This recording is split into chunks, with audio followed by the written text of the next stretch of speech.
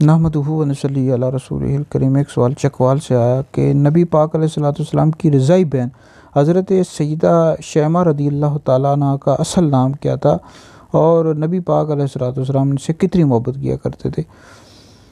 हज़रत सैयदा शैमा रदियल्लाहु ताला अन्हा का असल नाम क्या था, तो इस हवाले से दो कौल मिलते हैं। सीरत इब्न हिशाम में लिखा हुआ है कि आपका असल नाम हुज़ैफ़ा बिनत अल हारिस था, और तबक़ात इब्न साद में है कि आपका असल नाम जुरामा बिनत अल हारिस था और आप शैमा के नाम से मशहूर हैं, और आप नबी करीम अलैहिस्सलाम की रज़ाई बहन हैं।